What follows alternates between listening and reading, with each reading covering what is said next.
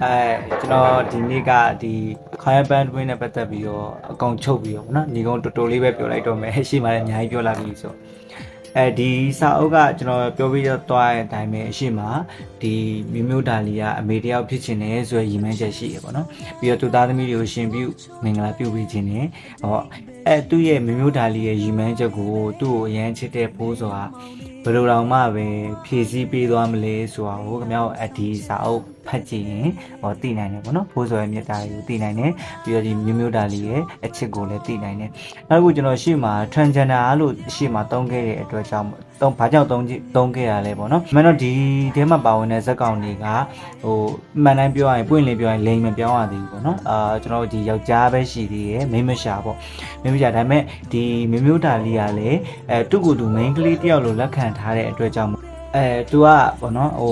မျိုးဒါလီကသူက main ကလေးဖြစ်ချင်တာငယ်လေးက main ကလေးလိုဝတ်ချင်တယ်စားချင်တယ်နေချင်တယ်ထိုင်ချင်တယ်ပေါ့နော်main ကလေးဖြစ်ချင်တာသူ့ကိုယ်သူလည်း main ကလေးတယောက်လိုသတ်မှတ်ထားတဲ့အတွက်ကြောင့်မလို့ကျွန်တော်ကရှေ့ရဗီဒီယိုတွေမှာဒီမျိုးဒါလီအတွက်က transgender ဆိုပြီးတော့ကျွန်တော်သုံးခဲ့တာဒါပေမဲ့ဒီစာအုပ်ကိုဖတ်ကြည့်တော့သိမှာပါသူတို့ကလိမ်မပြောင်းရသေးဘူးပေါ့နော်ဒီ main မရှာ transgender တွေဖြစ်တယ်ဆိုတဲ့အကြောင်းကျွန်တော်အားလေးပြောချင်တာအဲ့တော့ညီကုန်းချုပ်အနေနဲ့ကျွန်တော်တို့ပြောရမယ်ဆိုရင်ဒီစာအုပ်ကိုဖတ်လိုက်ခြင်းအပြင်ချစ်သူချစ်ချင်းကြားဒါမှမဟုတ်တငယ်ချင်းချစ်ချင်းကြားဒါမှမဟုတ်မိဘနဲ့သားသမီးကြားမိတ်ဆွေတွေကြားပေါ့နော်တကယ်လက်တွဲဖို့အစစ်မှန်ဆိုတာကဘာလဲဆိုတာကိုဒီစာအုပ်ကနေပြီးတော့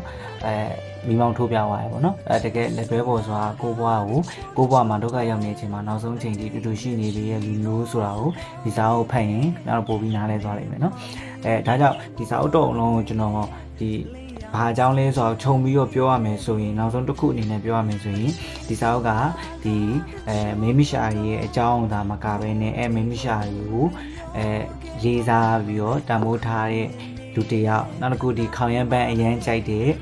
ဒီမင်းမရှာတယောက်ကိုမှဆွဆွလန်းလန်းမြမြနုနုစစ်စစ်မှန်မှန်နဲ့ချစ်မိသွားတဲ့လူတယောက်အကြောင်းကိုဖော်ပြထားတာပေါ့နော်ဒီစာအုပ်ကကျွန်တော်တို့တစ်ခေတ်တစ်ခါကျွန်တော်တို့လက်မမီခဲ့တယ်ပေါ့နော်တစ်ခေတ်တစ်ခါဒီမြမရှာလေးရဲ့ဘဝကျင်လေပုံကြီးဘဝခက်ခဲခဲ့ပုံကြီးပြီးတော့ခွဲခြားဆက်ဆက်ခံရတဲ့ပုံကြီးအကြောင်းနဲ့မြမရှာတယောက်ကိုမှဆွဆွလန်းလန်းမြမြနုနုချစ်မိသွားတဲ့လူတယောက်ရဲ့အကြောင်းကိုရေးသားဖော်ပြထားတာပေါ့နော်ဒါကကျွန်တော်ကြိုက်တဲ့ချစ်စလန်းကြီးကချစ်ဝတ္ထုကောင်းတစ်ပုဒ်ဖြစ်လာပါတယ်